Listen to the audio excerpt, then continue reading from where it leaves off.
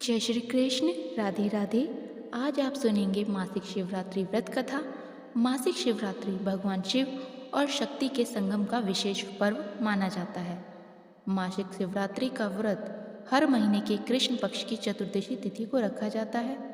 शिवरात्रि का व्रत रखने से मनुष्य की सारी मनोकामनाएं पूर्ण होती हैं।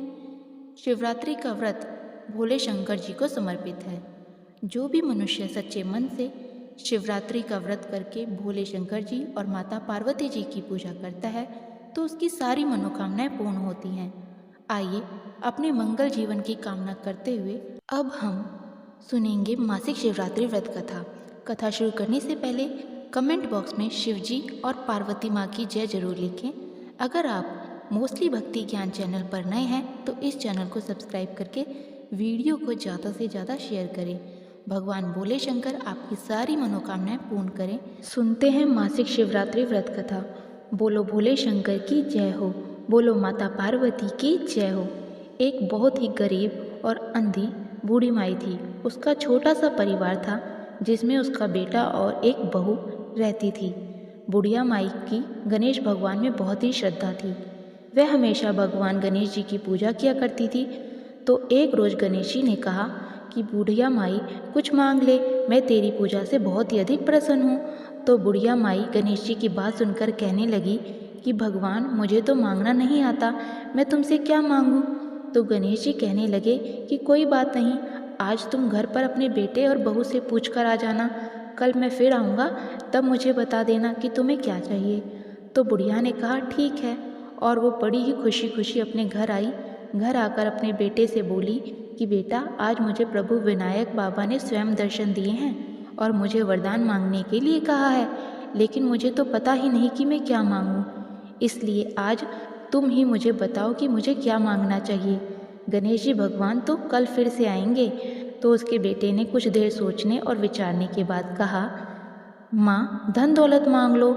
तो बेटे की बात सुनकर बुढ़िया माई अपनी बहू के पास गई और जाकर पूछा कि बहू अब तुम बताओ। तो सास की बात सुनकर बहू बोली, माँ जी हमारी शादी को ना जाने कितना समय हो गया है, अभी तक कोई संतान की प्राप्ति भी नहीं हुई है। आपको भी पोता चाहिए तो क्यों ना आप पोता मांग लो। तो बेटे और बहू की बात सुनकर बुढ़िया सोचने लगी, ये दोनों तो अपनी ही मतलब की चीज़ें मांग रहे हैं। मैं अपने प्रिय पड़ोसन से पूछ कर आती हूँ, वह मुझे सही राय देगी कि मुझे क्या मांगना चाहिए। तो यह सोचकर बुढ़िया माई पड़ोसन के पास जाकर बोली कि मुझे तो विनायक जी ने दर्शन दिए हैं और कहा है कि कोई वरदान मांग ले। तो मैंने तो अपने बेटा से पूछा तो वो कहता है धन मांग ले, बहू ने कहा पोता मांग ले। अब तू मुझे बता कि मैं क्या कहूँ।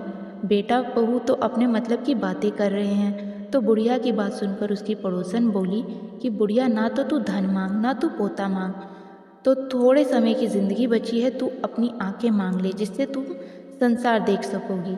तो पड़ोसन की बात सुनकर बुढ़िया माई सोचने लगी कि अगर मैं आंखें मांग लूँगी तो संसार को क्या देखूँगी जब मेरे बेटा बहू के अलावा कुछ भी नहीं है।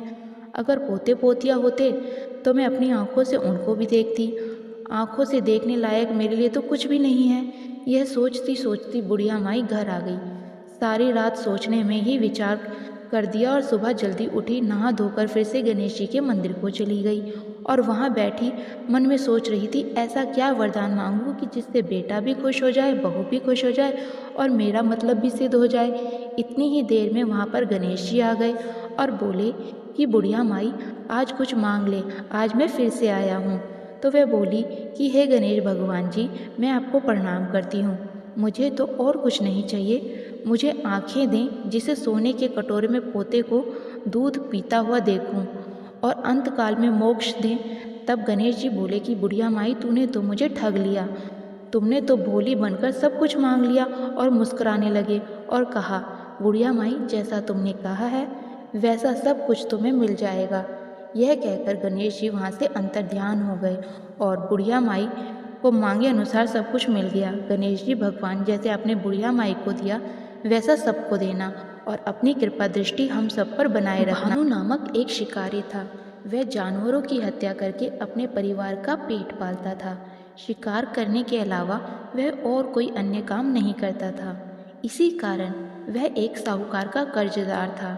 धीरे धीरे कर्ज बढ़ता ही जा रहा था, लेकिन वह शिकारी कर्ज को नहीं चुका पा रहा था। समय पर कर्जा न चुकाने के कारण साहूकार को गुस्सा आ गया। एक दिन क्रोधित होकर साहूकार ने शिकारी को ले जाकर शिव मठ में बंदी बना दिया। संयोग से उस दिन शिवरात्रि थी। शिवालय में शिवजी के मंत्र, कथा, प्रवचन आदि चल रहे थे। भजन कीर्तन हो रहे थे। तो शिकारी वहाँ पर चुपचाप बैठ गया। थोड़ी देर तक तो वह इधर उधर भागने की योजना सोचता रहा। सोचने लगा कि यहाँ से कैसे जाऊँ, क्या करूँ। लेकिन धीरे धीरे उस शिकारी का ध्यान उस पुजारी की तरफ गया जो शिव कथा सुना रहा था।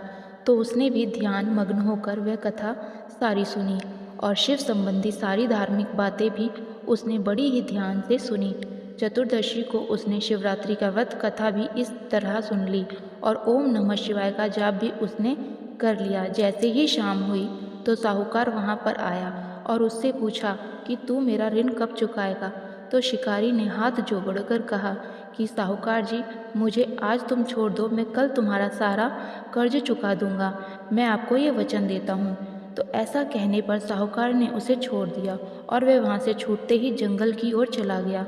वह तो अपनी दिनचर्या की भांति जंगल में शिकार के लिए निकला था, लेकिन दिन भर दिन ग्रह करने के कारण वह भूख प्यास में व्याकुल हो रहा था। शिकार खोजता रहा, खोजते हुए बहुत दूर निकल गया, लेकिन उसे कोई शिकार नहीं मिला। वह बुरी तरह से थक चुका था। अब अंधेरा भी हो गया था, तो उसने विचार किया कि आज तो पूरी रात जंगल में ही बितानी पड़ेगी। तो वह यह सोचकर वहीं जंगल में एक तालाब के किनारे एक बेल वृक्ष, उसी पर चढ़कर रात बीतने का इंतजार करने लगा। उसी पेड़ के नीचे एक शिवलिंग था जो बेल पत्रों से ढका हुआ था। शिकारी को उस बात का पता नहीं था। पड़ाव बनते समय उसने जो टहनियाँ काटी थी वह संयोग से शिवलिंग पर चढ़ती चली गई। इस प्रकार दिन भर भूखे प्यासे शिकारी का व्रत पूरा हो गया और शिवलिंग पर बेल पत्र भी चढ़ गए। अब रात्रि का एक पहर बीत चुका था। एक गर्भवती हिरनी तालाब पर पानी पीने के लिए आई। जैसे ही उसने पानी पीने की आवाज़ हुई तो शिकारी ने धनुष पर तीर चढ़ाकर जो ही प्रत्यंचा खींचा तो हिरनी बोली कि हे शिकारी, मैं गर्भवती हूँ, मुझ पर तीर मत चलाना। तुम एक साथ दो जीवों की हत्या कर दोगे, जो ठीक नहीं है। मैं अपने बच्चे को जन्म देकर बहुत ही जल्द तुम्हारे पास आऊँगी, तब तुम मुझे मार देना। इस तरह वह गिड़गिड़ाने लगी और शिकारी ने प्रत्यंचा ढीला कर दिया और हिरनी जंगल की झाड़ियों में लुप्त हो। प्रत्यंचा चढ़ाने और ढीला करने से उस समय भी कुछ बेलपत्र टूटकर शिवलिंग पर जा गिरे। इस तरह अनजाने में ही उसके प्रथम पहर की पूजा भी हो गई। थोड़ी ही देर के बाद एक हिरनी वहाँ पर और आ गई, तो उसे देखकर शिकारी बहुत खुश हुआ। जैसे ही वह नज़दीक आई तो उसने फिर धनुष पर बाण चढ़ाया। तब उसे देखकर हिरनी ने बड़ी ही विनम्रतापूर्वक निवेदन किया कि हे शिकारी, मैं थोड़ी देर पहले ऋतु से निर्वित हुई हूँ, कामातुर रहनी हूँ, अपने प्रिय की खोज में भटक रही हूँ। मैं अपने पति से मिलकर शीघ्र ही तुम्हारे पास आ जाऊँगी। तुम मुझे छोड़ दो, मैं तुम्हें वचन देती हूँ कि मैं तुम्हारे पास आ जाऊँगी। तो शिकारी ने उसे भी जाने दिया। 2 बार शिकार को खोकर उसका माथा ठनका। वह चिंता में पड़ गया कि आज ये क्या बात हो रही है। मुझे जो भी इससे तरह हाथ में आए हुए शिकार को जाने देना पड़ रहा है। इसी तरह रात्रि का आखिरी पहर भी बीत रहा था। तो शिकारी ने सोचा कि अब की बार कोई भी शिकार आए मैं उसे जाने नहीं दूंगा। इसी तरह शिकारी के 2 पहर की पूजा बड़ी ही विधिपूर्वक संपन्न हो गई थी। तभी तीसरा पहर बीतने ही वाला था कि अन्य हिरनी अपने बच्चों के साथ वहाँ से निकली। शिकारी के लिए तो ये बहुत ही सुनहरा अवसर था। तो उसने जल्दी से धनुष पर तीर चढ़ाया और वह तीर छोड़ने ही वाला था कि हिरनी देखकर बोली कि हे शिकारी, मैं इन बच्चों को इनके पिता के हवाले कर वापस आती हूँ। इस समय तुम मुझे मत मारो, मैं तुम्हें वचन देती हूँ कि मैं लौट कर आऊँगी। तो हिरनी की बात सुनकर शिकारी हंसने लगा और बोला कि सामने आए शिकार को छोड़ दूँ, मैं ऐसा मूर्ख नहीं हूँ। मैं तुमसे पहले भी 2 बार अपने शिकार को खो चुका हूँ। मेरे भी तो बच्चे हैं, वह भी भूखे प्यासे व्याकुल हो रहे होंगे। तो शिकारी की बात सुनकर हिरनी ने कहा कि जैसे तुम्हें अपनी बच्चों की ममता सता रही है, ठीक वैसे ही मुझे भी सता रही है। हे शिकारी, मेरा विश्वास करो, मैं अपने बच्चों को इनके पिता के पास छोड़कर तुरंत लौट आऊँगी। मैं ऐसी प्रतिज्ञा करती हूँ, तुम मेरा विश्वास करो। तो इस तरह हिरनी का दुख भरा स्वर सुनकर शिकारी को आज ना जाने क्या और क्यों दया आ रही थी और उसने उसे भी जाने दिया। शिकार के अभाव में तथा भूख प्यास व्याकुल शिकारी अनजाने में ही बेल वृक्ष पर पूरी रात बैठा रहा। बेल पत्थर तोड़ तोड़ के नीचे फेंकता रहा। पो फटने को हुई तो एक मोटा हिरन उसी रास्ते पर आ गया। उसे देखते ही शिकारी ने सोचा कि मैं इसका शिकार अवश्य ही करूँगा, आज चाहे कुछ भी हो जाए, इसे जीवित नहीं जाने दूंगा। तो जैसे ही शिकारी तीर छोड़ने वाला था तो वह हिरन भी विनती स्वर में कहने लगा कि हे शिकारी, यदि तुमने मुझसे पूर्व आने वाली 3 हिरनियों को हो और उनके छोटे बच्चों को मारा डाला है तो मुझे भी मारने में देरी मत करना। मुझे मार दो ताकि मुझे उनके वियोग में एक क्षण भी दुखी ना रहना पड़े और ये दुख सहना ना पड़े। मैं उन हिरनियों का पति हूँ और उन बच्चों का पिता हूँ। यदि तुमने उसे जीवन दान दिया है तो मुझे भी कुछ क्षण और जीवन दान दे दो। कृपया करो, मैं उनसे मिलकर तुम्हारे सामने उपस्थित जरूर हो जाऊंगा। तो इस तरह हिरन की बात सुनते ही शिकारी के सामने पूरी रात का घटना चक्र घूम गया। उसने सारी कथा हिरन को सुना दी। तब हिरन ने कहा कि मेरी 3 पत्नियां जिस प्रतिज्ञाबद्ध होकर गई हैं, मेरी मृत्यु में अपने धर्म का पालन कर नहीं पाएंगी। इसलिए हे शिकारी, जैसे तुमने उन पर विश्वास बनाकर रखा, उनको छोड़ा, वैसे मुझे भी छोड़ दो और मुझे जाने दो। मैं उन सबके साथ तुम्हारे सामने बहुत ही जल्दी प्रस्तुत हो जाऊंगा। मेरा भी विश्वास करो। तो शिकारी को ना चाहते हुए भी उस पर दया आ गई और शिकारी ने उसे भी जाने दिया। इस प्रकार सुबह भी हो गई। उपवास, रात्रि का जागरण तथा शिवलिंग पर बेलपत्र चढ़ाने से अनजाने में ही शिवरात्रि की सारी पूजा संपन्न हो गई। इस तरह शिकारी की शिवरात्रि का व्रत और पूजन भली भांति पूर्ण हुआ। अनजाने में हुई पूजा का फल शिकारी को तत्काल मिल गया। शिकारी का हिंसक हृदय भगवान भोलेनाथ की कृपा से निर्मल हो गया। उसमें भगवत शक्ति का वास हो गया। थोड़ी ही देर में वह देखता ही रह गया कि वह हिरन सह परिवार शिकारी के सामने उपस्थित ताकि वह उनका शिकार कर सके, परंतु जंगली पशुओं की ऐसी सत्यता को देखकर शिकारी का हृदय पिघल गया और उसे बड़ी ही शर्मिंदगी महसूस हुई कि जंगली जानवर होकर भी अपने वचन के ये कितने प्रतिबद्ध हैं और कितने प्रेम भावना है इनके अंदर। इसीलिए उसने पूरे हिरन परिवार को जीवन दान दे दिया। तो वह हिरन का परिवार बहुत ही खुश हुआ और खुशी खुशी कुलाचे मारता हुआ वहाँ से चला गया। इस तरह अनजाने में हुई शिवरात्रि के व्रत का पालन शिकारी को मिला, जिसके चलते एक अच्छा आदमी बन गया। फिर वह अपने जीवन के समस्त सुखों को भोगता हुआ अंत में शिवलोक को गया। बोलो बोले शंकर की जय हो, बोलो माता पार्वती की जय हो। श्री सूत जी ने बताया है कि यदि कोई व्यक्ति शून्य मनन और कीर्तन के स्थान पर शिवलिंग की स्थापना करके उसका पूजन करता है तो भी वह इस संसार रूपी सागर से मुक्ति पा जाता है। मैंने अपने गुरुजी से सुना है कि शिवजी ब्रह्म स्वरूप निष्फल, कला रहित तथा काल सहित हैं। इस निष्फल में निराकार लिंग की प्रधानता है। वे सभी कलाओं से युक्त हैं और साकार निराकार से ही शिवजी ब्रह्म सजग भी हैं। व्यक्ति शिवजी के साकार रूप और निराकार रूप दोनों को पूजते हैं। प्राचीन में जब ब्रह्मा विष्णु के विवाद में उन्होंने शिवलिंग के रूप में प्रकट होकर दर्शन दिए थे, तभी से शिवलिंग इस संसार में पूजनीय हो गया था। इसकी पूजा करने से सबका कल्याण होता है और मोक्ष की प्राप्ति भी होती है। पुराने समय की बात है कि भगवान विष्णु अपने पार्षदों सहित लक्ष्मी जी के साथ शेषनाग सैया पर सैया कर रहे थे।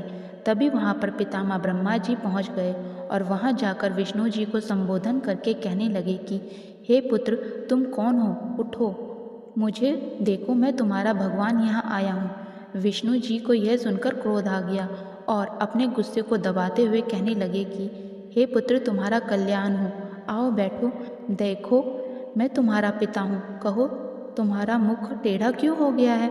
तो ब्रह्मा जी कहने लगे कि समय के फेर से तुम्हें घमंड हो गया है। हे पुत्र, मैं तुम्हारा स्वामी हूँ, इस समस्त संसार का पिता मैं ही हूँ। तो विष्णु जी कहने लगे, अरे चोर, तुम मुझे अपना बड़प्पन क्यों दिखाते हो? सारा संसार तो मुझ में निवास करता है। तुम मेरी ही नाभि कमल से उत्पन्न हुए हो और मुझे ही ऐसी बातें कर रहे हो। यह सब तुम्हें शोभा नहीं देता। तो इस प्रकार ब्रह्मा जी और विष्णु जी में वाद विवाद बढ़ता ही चला गया। ये दोनों अपने को प्रभु कहते कहते आपस में युद्ध करने लगे। दोनों के प्रहार से देवता व्याकुल हो कांपने लगे और कहने लगे कि जब आप दोनों अराजकता उत्पन्न कर रहे हो तो ये समस्त सृष्टि भगवान शिव की है। उनके बिना तो इस सृष्टि का एक तिनका भी इधर से उधर नहीं हो सकता। अतः आप लड़ाई बंद करो, हम सारे शिवशंकर के पास चलते हैं। इतना कहकर सारे देवता वहां पहुंच गए जहां महादेव जी पार्वती के साथ सभा में मणि सिंहासन पर विराजमान थे। तो देवताओं को आता हुआ देखकर शिवजी ने उन सबको अपने पास बुलाकर बोले कि हे देवताओं, मैंने सुना है कि विष्णु और ब्रह्मा जी में भीष्म संग्राम चल रहा है, जिसके कारण तुम्हें महान दुख उठाना पड़ रहा है। परंतु अब तुम घबराओ मत, मैं इसका जरूर कोई उपाय करूँगा। यह कहकर शिवजी वहाँ पहुँचकर बादलों की ओट में से उनका भीषण युद्ध देखने लगे। वे परस्पर एक दूसरे पर महेश्वर और पशुपत अस्त्रों का प्रयोग कर रहे थे। इनके प्रयोग करने पर त्रिलोकी भस्म हो जाती है। इस प्रलय के वातावरण को देखकर शिवजी एक तजोमय अग्नि के समान दोनों के पथ्य में जाकर चमकते हुए स्तंभ के रूप में प्रकट हो गए। विष्णु और ब्रह्मा महान तेज वाले स्तंभ को देखकर हैरानी में पड़ गए। दोनों कहने लगे कि यह इंद्रयति अग्नि स्वरूप स्तंभ क्या है, हमें इसका पता लगाना होगा। यह दोनों कहकर वीर शीघ्रता से चल पड़े। विष्णु जी ने शुक्र का रूप धारण किया और पाताल में चले गए और पितामह ब्रह्मा जी ने हंस का रूप धारण करके ऊपर आकाश में चली गए। परंतु दोनों में किसी को भी प्रकाश लिंग के बारे में कुछ ना पता चला। तो ब्रह्मा जी ने आकाश में केतकी का फूल देखा और उसे तोड़कर ले आए। उन्हें ये निश्चय किया कि उन्होंने महातेजस्वी स्तंभ का पता लगा लिया है। वे केतकी के फूल को लेकर विष्णु जी के पास चले आए। तो विष्णु जी ने देखते ही ब्रह्मा जी के पैर पकड़ लिए और ब्रह्मा जी के इस छल को देखकर शिव जी उसी समय प्रकट हो गए। विष्णु जी ने भगवान शंकर के चरण पकड़कर प्रणाम किया। विष्णु जी महानता से भगवान शिव बहुत खुश हुए और उन्होंने प्रसन्नता पूर्वक सत्यवादी की प्रशंसा की और अपनी क्षमता प्रदान की। श्री नंदी के स्वरूप कहने लगे कि इसके पश्चात शिव जी ने अपनी बाहों के बीच से भैरव को प्रकट किया। भैरव ने प्रकट होते ही भगवान शिव को प्रणाम किया, पूछा कि मेरे लिए क्या आज्ञा है। तो शिवजी ने ब्रह्मा जी पर क्रोध करते हुए कहने लगे कि तुम अपनी पहली तलवार से इनकी सेवा करो। तो शिवजी की आज्ञा होते ही भैरव जी ने केसों को पकड़ लिया और उनके पांचवें मुख को काट दिया, जिन्होंने असत्य बोला था। और अन्य सिरों को काटने के लिए जैसे ही भैरव तैयार हुए तो ब्रह्मा जी शिवजी के चरणों में गिरकर क्षमा मांगने लगे। तो यह देखकर विष्णु जी शिवजी के चरणों में गिरकर ब्रह्मा जी को क्षमा करने की प्रार्थना करने लगे और कहने लगे कि हे भगवान, आपने ही प्रारंभ में इनको 5 सिर प्रदान किए थे, अब इनका एक सिर कट चुका है। तो भैरव ब्रह्मा जी को छोड़कर बोले कि हे ब्रह्मा, तुमने अपनी प्रतिष्ठा और ईश्वर ताव के लिए छल कपट किया है, इसलिए तुम सत्कार स्थान और उत्सव से विहीन किए जाते हो। आज के बाद तुम कहीं पर भी पूजा के योग्य नहीं होगे। यह सुनकर ब्रह्मा जी शिवजी से वरद और स्वामी कहकर अपना 5वां वरदान मांगने लगे। तो इस पर शिवजी ने कहा कि अराजकता से डर से मैं संसार की स्थिति बिगड़ने नहीं दूंगा। हे पुत्र, जो अपराधी है उससे तो दंड अवश्य प्रदान करूंगा।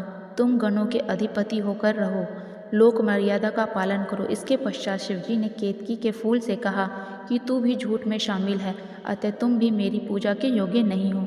शिवजी के गणों ने केतकी को दूर भगा दिया।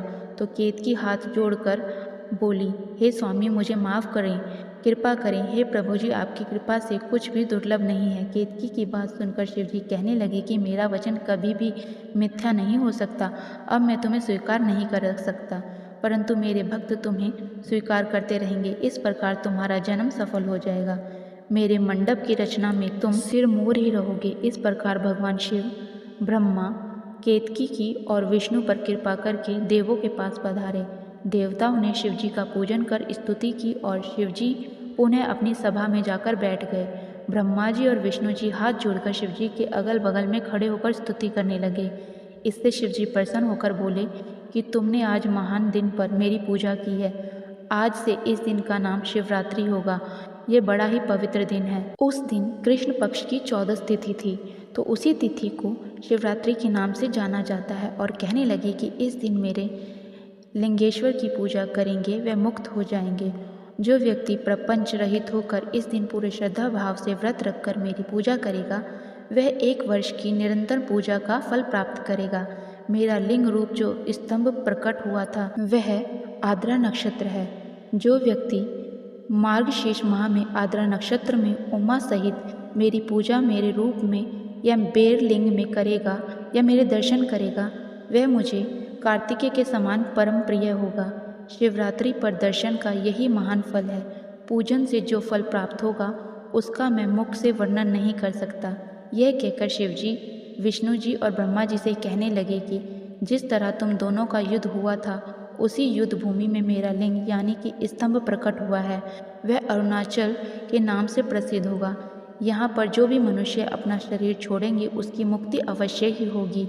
जो व्यक्ति मुझ परमेश्वर के लिंगेश्वर रूप में पूजा करेगा उन्हें चारों प्रकार की मुक्ति प्राप्त होगी। तभी से इस कथा को शिवरात्रि के दिन जरूर सुना जाता है।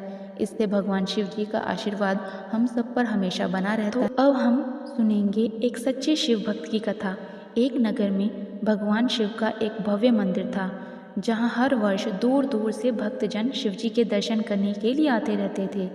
सावन का महीना चल रहा था। दूर दूर से कांवड़ियाँ कांवड़ लेकर भगवान शिव का जलाभिषेक करने के लिए आए हुए थे। मंदिर का प्राशर भक्तों की भीड़ से भरा हुआ था। तभी अचानक आकाश में बिजलियां चमकने लगी और बादल गरजने लगे और एक सोने का थाल वहां से उतरा। उसी के साथ एक भविष्यवाणी भी हुई, जो कोई भगवान शंकर का सच्चा भक्त होगा और प्रेमी होगा उसी को ये थाल मिलेगा। तो वहाँ पर उपस्थित सभी लोगों ने ये भविष्यवाणी सुनी। धीरे धीरे सभी लोग इकट्ठा हो गए। जो लोग मंदिर की व्यवस्था देखते थे उन्हें तो पूरा विश्वास था कि ये थाल हमें ही मिलेगा, लेकिन हम तो पूरे मंदिर की व्यवस्था देखते हैं, मंदिर की सारी जिम्मेदारियां उठाते हैं, इसलिए ये सोने का थाल तो हमें ही मिलना चाहिए। सबसे आगे जाकर खड़े हो गए। सबसे पहले एक पंडित जी आए और बोले कि देखिए, मैं प्रतिदिन महादेव का अभिषेक करता हूँ, इसलिए मैं ही भगवान भोलेनाथ का सबसे निकटवर्ती प्रेमी भक्त हूँ, इसलिए थाल तो मुझे ही मिलना चाहिए।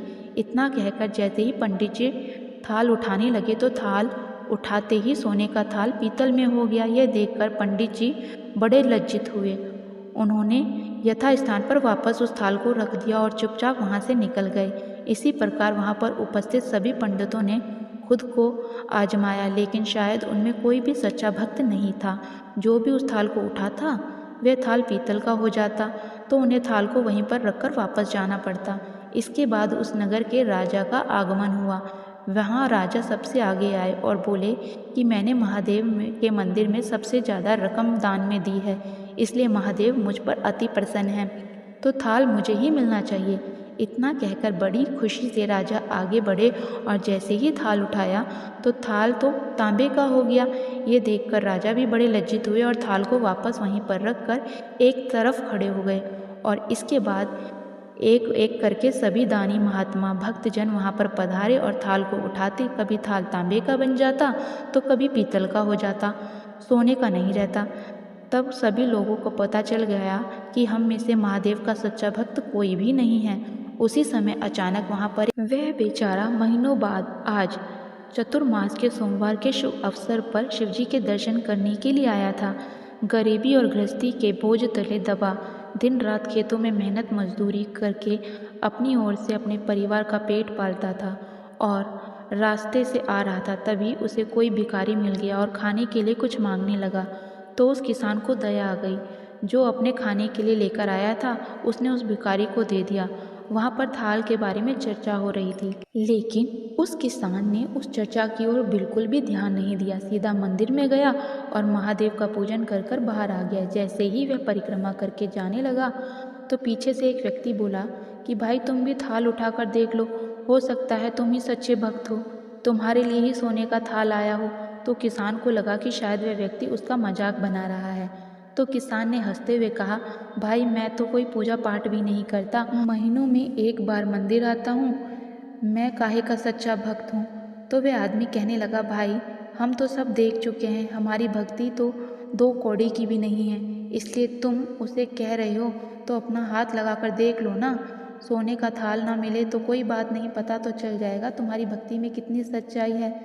तो वह वहाँ पर खड़े सारे लोगों के आग्रह करने पर आखिर में उस भोले किसान ने जाकर थाल को उठा लिया। जैसे ही उसने थाल को उठाया, लोगों को आश्चर्य का ठिकाना ही ना रहा। सोने का थाल रोशनी से चमकने लगा। यह देखकर सब लोगों में खुशी की लहर दौड़ गई।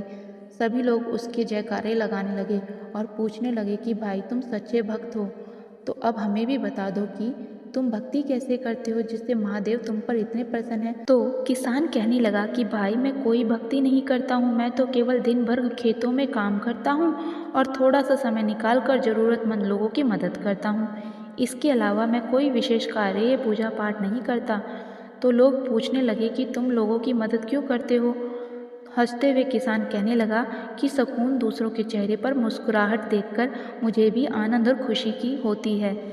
उसे मैं शब्दों में बयां नहीं कर सकता। शायद यही कारण है कि महादेव मुझसे आज इतने प्रसन्न हैं। इसलिए हमेशा याद रखो कि सत्कर्म का आरंभ आनंद से होता है और अंत भी आनंददायक होता है। दुष्कर्म का आरंभ भी दुख से होता है और अंत भी दुखदायक होता है। आप सैकड़ों मील की यात्रा करके दूसरे दिलों को दुख दुखाते हुए आपकी यह तपस्या, साधना और महादेव जी के दर्शन धूल के बराबर होगी। इसलिए फल की चिंता ना करते हुए हमेशा अच्छे कर्म करने चाहिए।